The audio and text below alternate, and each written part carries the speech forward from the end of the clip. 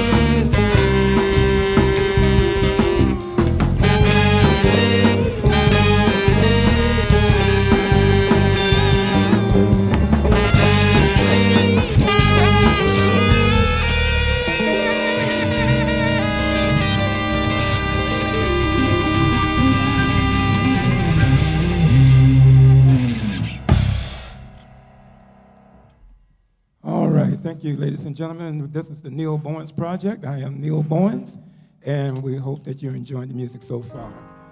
That's Mr. Rolando Jordan on trumpet that you heard from, Mr. Campbell on keyboards that you heard from, Mr. Rahib Amin on guitar that did the lead on that particular tune, and we have also Mr. Wilbert Anderson. Very glad to have him here on bass. We have Mr. Grady, who's holding it down on drums. And last but not least, on rhythm and lead guitar, Mr. Lamont Menefield. That's the Neal Bowens Project. So right now we're going to do a little tune that I think you might be familiar with.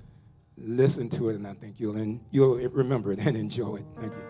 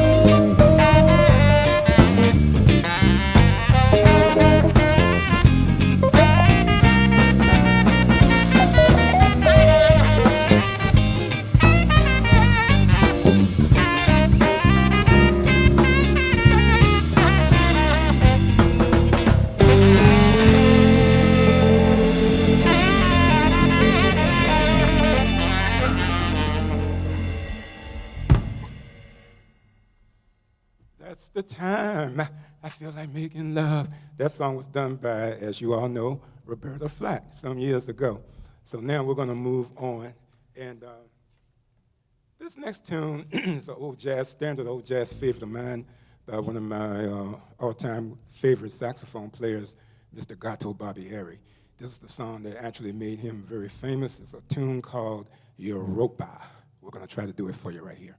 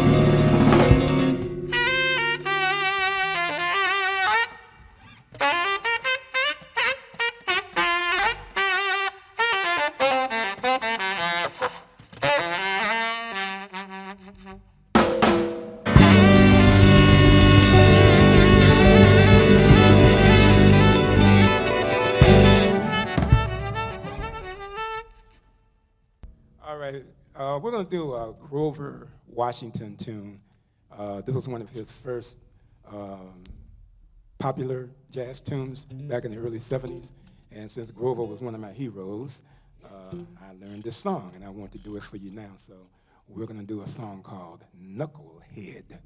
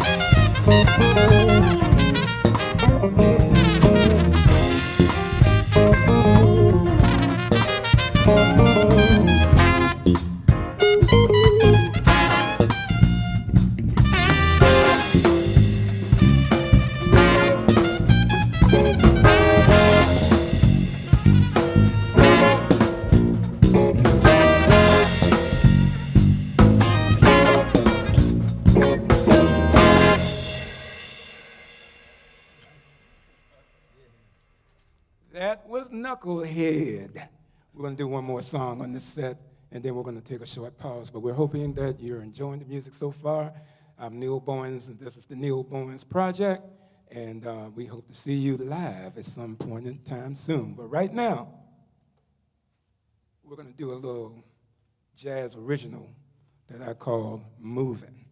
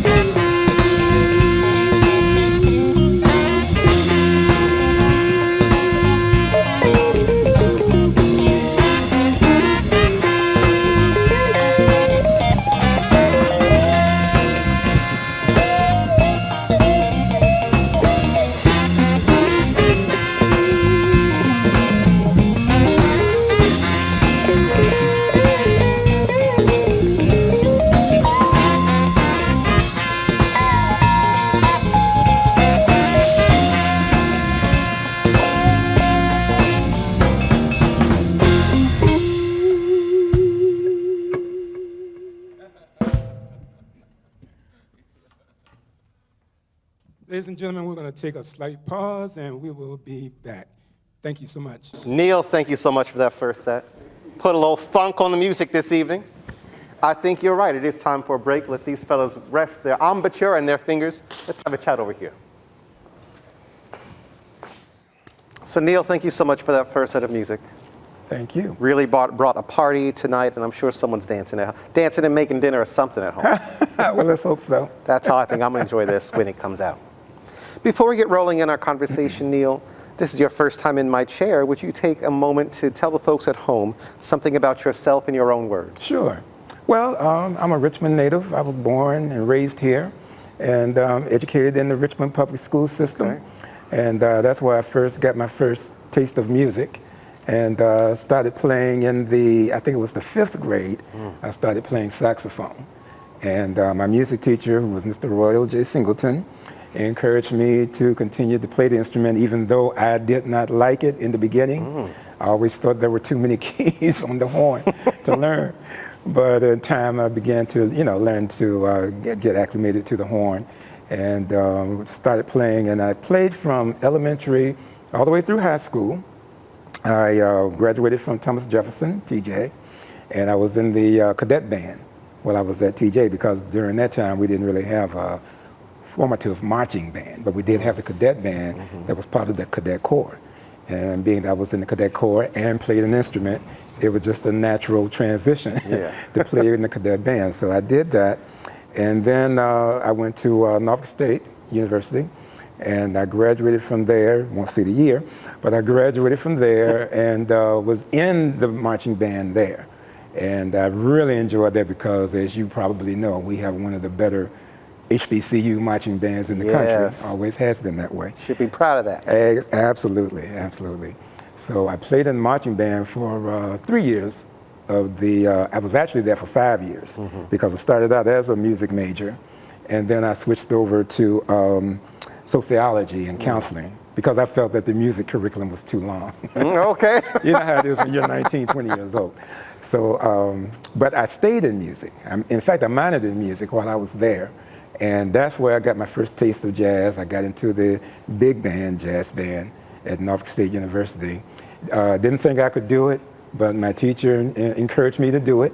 And he said, once you get in, I think you'll love it. And I did, and I did. So I stayed in that band until I actually graduated. And then I got a few more influences while I was there from some other people that played music in Norfolk. And I actually stayed in Norfolk for a couple of years after I graduated because I was, involved in music, and I was actually living there after I graduated. I had intentions of going back for a master's, but that never materialized because financially I was sort of burdened. Yeah, that'll do it. Yeah. So one Sunday I called my father, and he asked me, was I ready to come home? And I said, yeah. So he came on down and got me, and I came on back to Richmond. And when I got back home, I found out that there were just a myriad of great bands in this city. I mean, there were a ton of bands during that time because during that time, you know, bands, that was kind of the thing. You didn't really have a lot of DJs, and music was music. People were playing live music. And so there were a lot of bands, This would have been around 1976, I would say, 75, 76. And eventually I started joining some of these bands. Some of the guys remembered me from when I played with a band called the Soul Twisters in 1969 before I left Richmond. And so I was able to kind of ease my way back into the music scene. And I remember the first band I got with when I came back to Richmond, the first professional band I got with was a group called Timmy K in 3D. Oh, in 3D, all right. In 3D. And we were a great band. In fact, we were one of the East Coast's best bands as time went on. Okay. And then from there, I left them and I joined the Waller family. And I played with the Waller family. No, I beg your pardon, I'm sorry. I played with Standing Room Only. I was with Standing Room Only first. And I stayed with them for about 14, 15 years. And after Standing Room Only, I joined the Waller family. And I stayed with the Waller family for about 14 or 15 years. Okay, wow. In fact, I still play with them from time to time now. So that was more like a family affair, a real family affair. And so now I'm just freelancing. I play with a band out of Virginia Beach called TFC, Time for a Change. Okay. They stay on the road a lot, but whenever they need extra horn, you know, they call me and I go in. And I'm also playing with a group right now called Affirmative Groove. I sit in with them when they need a horn player. And my bass player, who was just here, Wilbert Anderson, has a great band called Soul Expressions. Okay. And I play with them from time to time when needed. So that's pretty much where I am right now. Well, you've been busy, a good long career. Yeah, thankfully, yeah. Thinking back to your introduction to jazz playing, who were you listening to then that were inspirations to you, that you modeled your style after? Oh man, I had a bunch of influences.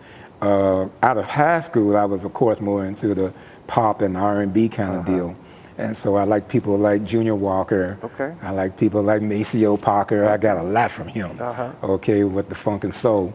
And then as time went on, as I got more involved in real jazz, I started listening to people like Dexter Gordon, who was one of my favorites, by the way. And Dexter Gordon, of course, Coltrane, Cannonball Adderley, got a lot of influence from him. Yeah. And really could never really get into Charlie Parker. He was a little too deep for me. He still is. Not for everybody. Not for everybody. Right. He and Coltrane both, really. Yeah. But I could really relate to the sounds that Grover Washington Jr. was putting out. Dexter Gordon, as I mentioned. Eddie Harris. Okay. Big influence. Yeah. Eddie Harris, big influence. And so those kind of people were the ones I gravitated to more because to me they were doing more melodic type solos on saxophone as opposed to the bebop kind of deal that was going on. So I really gravitated to that and really got more so into that. And that's why I like this contemporary type of jazz now. I think some people call it smooth jazz, which a term I don't really like, but... You know, I don't like it either, but if that's what it is, that's what it is. But I'm with you. Yeah, so my term for it is contemporary jazz. Okay. And I do like that. And now I'm into people like, of course, Richard Elliott, Gerald Albright, Boney James, you know, people like that have influenced me a lot in this type of jazz music. I like that. It's good to keep the ear diverse in its listening. Absolutely. What is the project that gives this band its name? Because the people that I usually employ with me are people I've known for years. Just about all these guys that play with me tonight. We've been together and playing together, I mean, for years. Okay, Al Campbell, the keyboardist, I met him back, I think it was around 1985. Oh, wow. You know, he was still a student, I believe, at Virginia Union. Okay. And I've been playing with him all this time. You know, we never parted ways. Okay, Lamont Menefield, who practically grew up with me, we've been playing since we were in high school together. Okay? And of course, Wilbert Anderson, he's been my good buddy now for about 20-some years.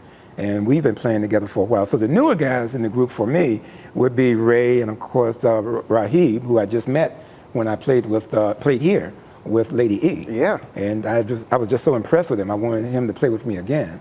So we've got a few projects on the book now that we're going to be doing, and I'm looking forward to that.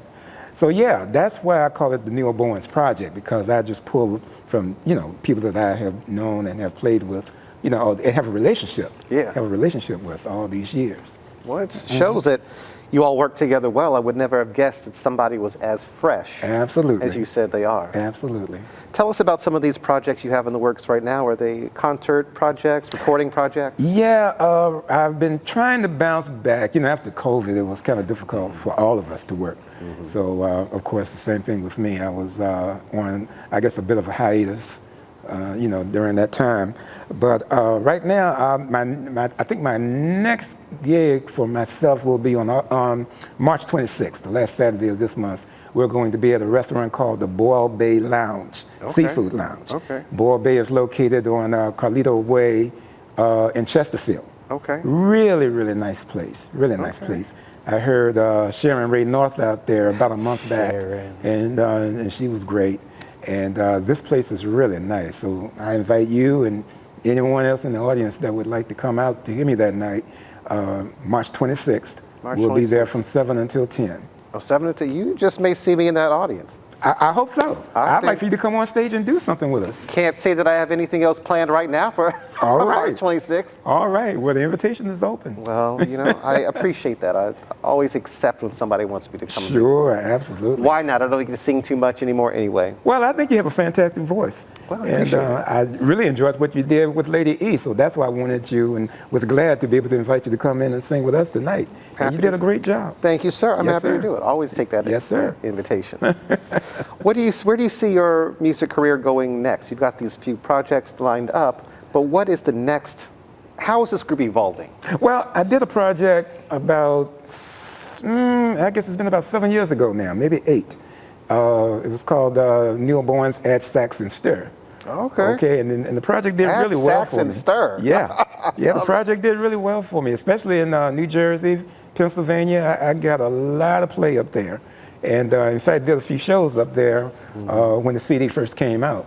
So it was very successful for me, and I'm looking forward to getting back into the studio now. I think I really want to do that, and I want something fresh, different. So I'm looking to collaborate with a few people here in town that can maybe help me get that project off the ground. Is there a way that we can hear Add Sax and Stir? Yeah, where can we find it's all over YouTube. Okay. Yeah, all over YouTube. My first CD was called I Do Sax. Okay. Which I have on my license tag, so people see me driving down the street, and they know it's got to be me. There's a sax man in that car. Yeah, absolutely, absolutely. But yeah, both of those CDs are all over YouTube. And I'm getting some airplay from some of the Sirius radio stations, some of the, not local, but some of the, nationwide stations like that. So I'm getting some XM play, but that's why I need something fresh. Yeah. I need something fresh because it's been a while, and I even got a good friend of mine that's always telling me, you need to do something else. So yeah, I'm going to do that. Well, I'm enjoying tonight, so I'm sure that you'll get a lot of excitement over a new project coming out. Thank you. I say a lot, I'd like to talk about education and educators. Thinking back to when you were studying, before you decided you were just a music minor, what were some of the great educational experiences you had from some of your great teachers? Well, like I said, Mr. Singleton, rest his soul, was the one that got me started. And coming along, playing in Richmond, there have been a lot of influences for me. James Gates.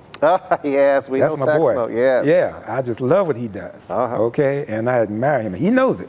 I admire him a lot. The late Carlton Ailes.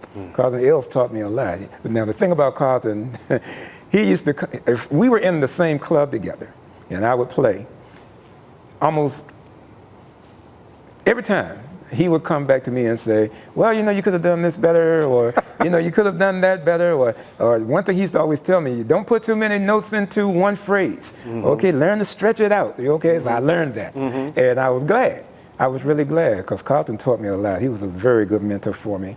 And then there was Johnny Pate, who was one of Richmond's finest music teachers in Richmond, and he was a very good saxophone player, very deep into jazz. He was really into Coltrane, and he taught me a lot too.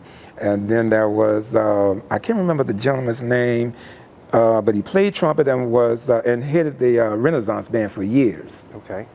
He and Dave Williams. Dave Williams was another a great teacher and saxophone player here in Richmond. And I took some summer classes under those two men. And that was very helpful to me, even though I didn't understand it at the time. But they were very instrumental in helping me with things like improvisation, you know, how to use scales, how to scale. Mr. Williams always taught me scaling is most important, so learn all 12. Don't learn just a few. Learn all 12. Diatonic scale. Exactly, exactly. And that was very helpful, especially in doing gospel music. I've done gospel music too. I've played for several churches here in the Richmond area. In fact, my last church was New Direction Evangelical Church in Southside. And I played over there for, Lord, I guess about 12, 13 years. I played at that one church. And a lot of church music, you have to know all 12 scales because you never know what key they're going to do a song in. So I learned that, and it was very helpful to me. That's one of the reasons I really enjoyed playing in church as well. So, yeah, those were my influences. And like I said, Mr. Singleton, Mr. Williams, Johnny Pate. There are probably a few others I'm not mentioning right now, but I got a lot of influence from a lot of those people. I've always believed in listening. Okay, one thing Mr. Pate always told me: you never know it all. You never learn to, everything. Even James Gates has said that to me. Yes, and they're right. They're right. So, yeah, I've had a lot of influences, and thank God for those people too. I wouldn't be here where I am now without them. I don't think this craft would be exciting if it were possible to learn all of it. Absolutely. There's always something. Otherwise, what's the point of trying to make it evolve? Absolutely. And it's always great to hear a musician, an artist of any kind, a person of any kind, who's not afraid to take a note. Right. Who's not afraid to hear someone give a critique to make it a little bit better. Right. And take it and learn from that. Absolutely. Absolutely. I enjoy listening to the guys I play with. When I give them solos, I'm listening to what they're doing and trying to pick some things up from them. I've been known to steal a lick or two, so. Got to. We call that illusion. That is a sample. That is an illusion. Illusion, yeah. That's all we're doing. Yeah. I love that. I wanted to also mention another good influence. I don't want to leave him out, and that's Plunky Branch. Oh, Plunky. We had him a few weeks ago. Yeah, we came out of the West End together.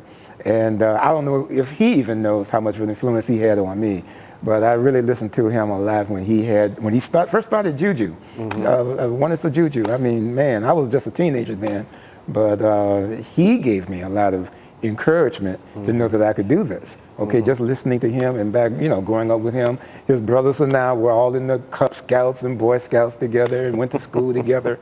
So our parents knew each other. So it was a very close relationship there. So I don't want to leave him out. I do want to mention that Plunky was definitely an influence on my playing and my career.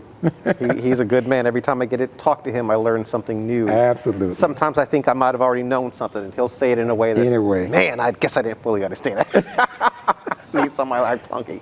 One thing about Plunky, he's full of knowledge, man. That guy has a lot of knowledge, not just around music. Right. Not just around music, but cultural things, which I'm sure you already know. Yeah. But he's very, very, I call him a sage. A sage. Yeah. I'm going to steal that. I'm going to sample that. I'm going to allude to you with that. He is the sage of us all. You've had a lot of great musicians from here and come through here. You've named quite a lot of them. Is there anyone else, maybe you worked with them, maybe you didn't, that you heard or has played here that really stands out to you? Let me see.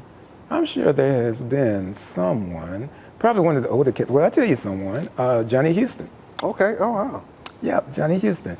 Johnny Houston, I don't know if he knows this, but back in the day when he had his band Johnny Houston and the Playboys, they used to play at one of my father used to be a member of a club here, a couple of clubs here. One was called the Black Tie over in Churchill. And Johnny used to play there a lot back in the day. And I remember my father used to always tell me, you need to come and listen to this guy. Yeah, come and hear him. See what you can pick up from this guy. My father loved Johnny Houston. So I did learn a lot from Johnny as well, and every now and then we get an opportunity to maybe do something together. It's been a while, but every now and then, we get a chance to do something.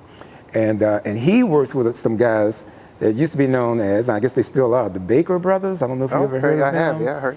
Yeah, we've done some things together, especially in the blues arena. And they were really good in blues. Unfortunately, we lost Mac, the keyboard player, but his brother Billy is still here, plays bass and sings. Mm-hmm. Oh. And we did a few little things together in the blues arena as well. So yeah, Johnny Houston, man, big influence, big influence. Neal, I'll tell you what inspires me most from this last story was the encouragement and the support you got from your father. Wanted to hear you play, wanted to hear you succeed and improve, and found someone to listen to. I love that. Oh, could have said no, you going to go do something else. Yeah. But no, he heard you. I love that. Yeah, well, bless your heart. But I love the Virginia Fine Arts Museum.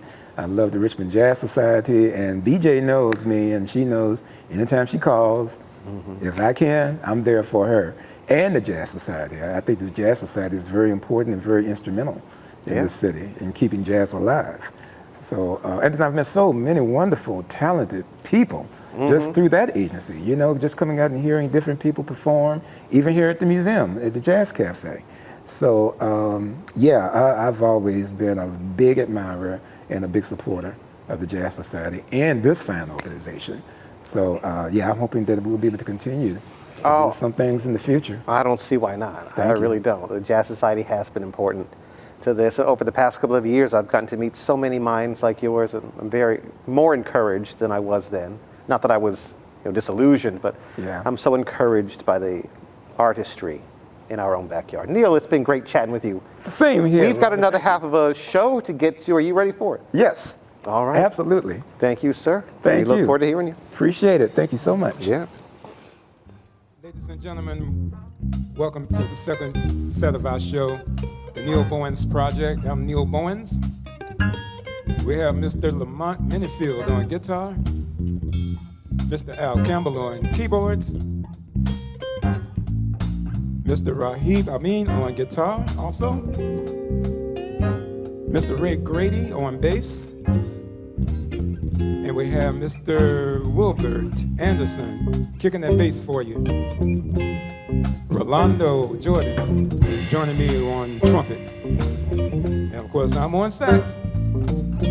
We're gonna do a little tune here called Keep Rising to the Top.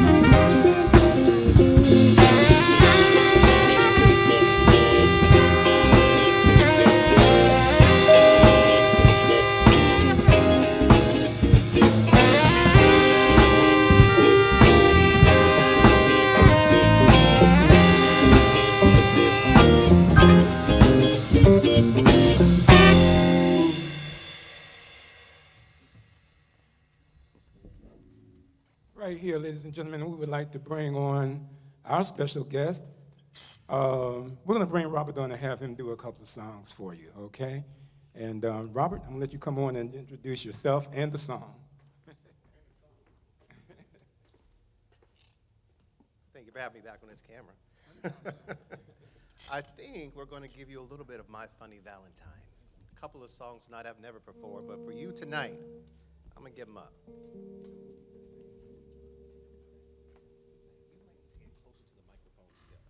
I'm not sure Chris is picking you up very much in the recording. Oh, okay. Yeah, I'll get closer.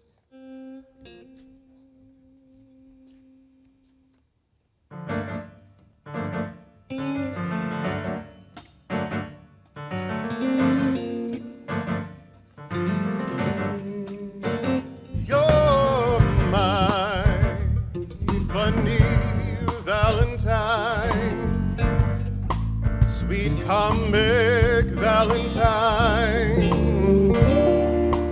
You make me smile with my heart. Your looks are laughable, unphotographable, yet you're my favorite word of art.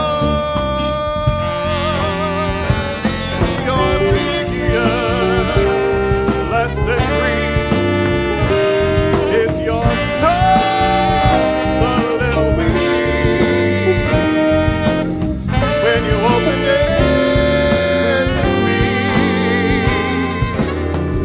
Are you smart?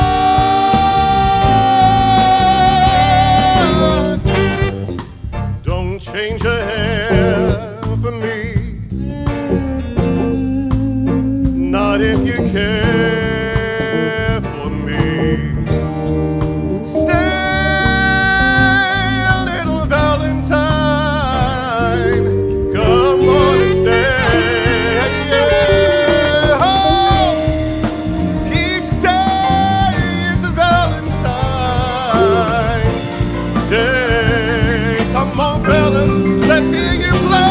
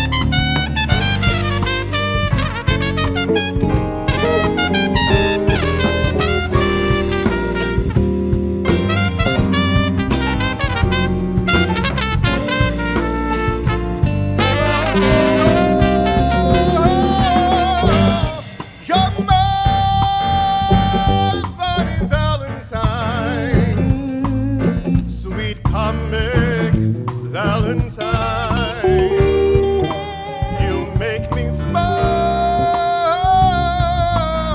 with my lonely heart. They say your looks laughable, so unphotographable, yeah. Baby, you're my favorite work of art. Oh.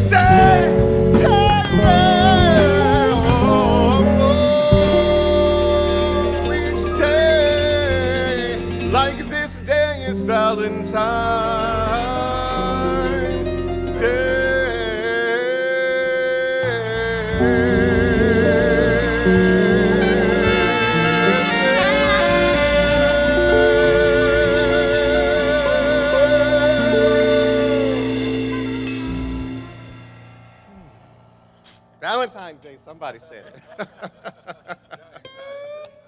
I don't know how they did it. I really don't, Neal. But they talked me into singing this next tune. Never performed it once. Always said no. God bless the child.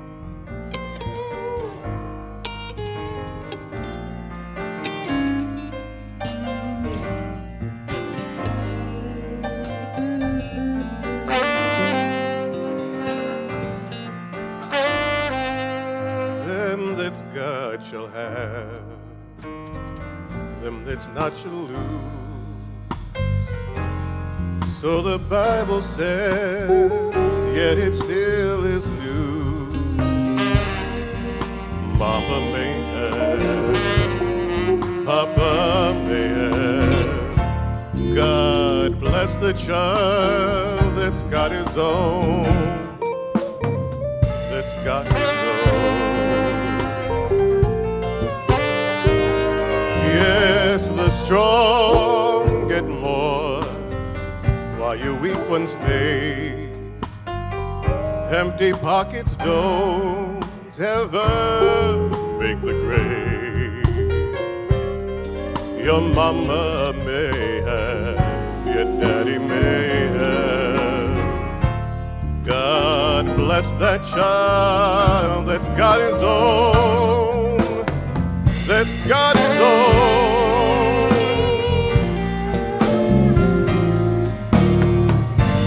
Money, you got lots of friends crowding round your door. But when you're gone and spending years, they don't come around no more. Rich relations give crust of bread and such. You can help yourself, but don't take too much. Mama may have, Papa may have. God bless the child that's got his own. When you got your own.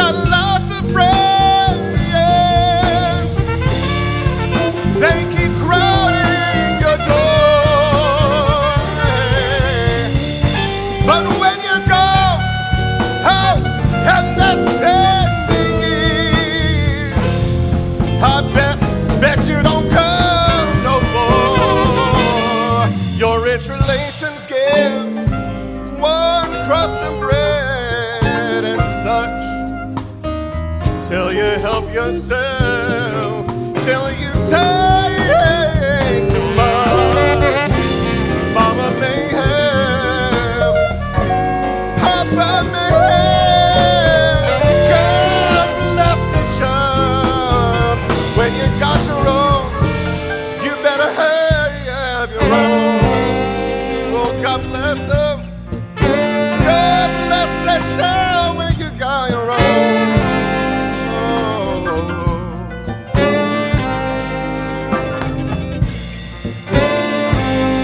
They said amen and amen. God bless that child. Get your own. When you got your own. Wasn't that fun? That was fun. Thank you, fellas. On with the show. All right. Hey, if you're at home, give Robert a big round of applause. We hear you. That's great. All right, we're going to do People. People make the world go round. Let's see if we can do it.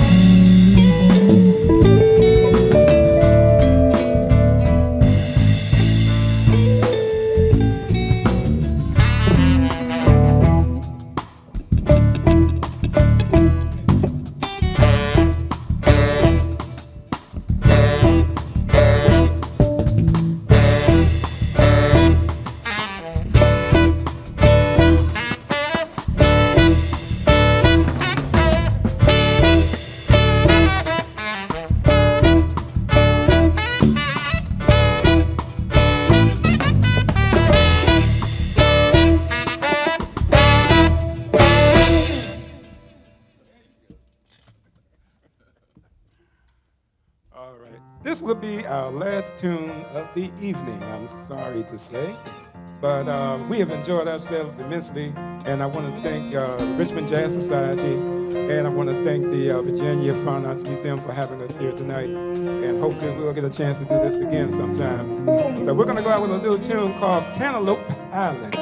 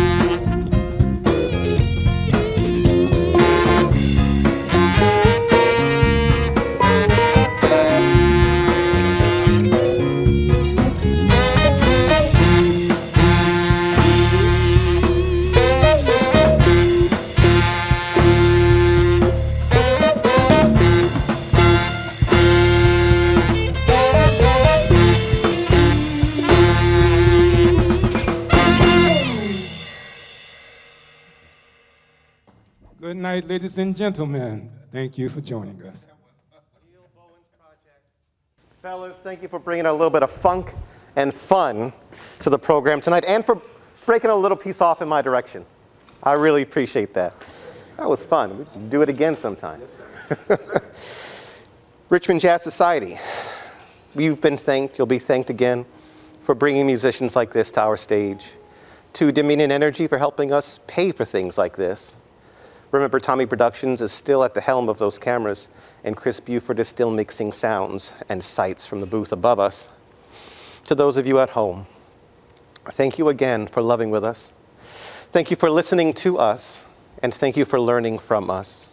In Richmond, Virginia, at the Virginia Museum of Fine Arts on the Leslie Cheek Theater stage, I am Robert Phanord. Good night.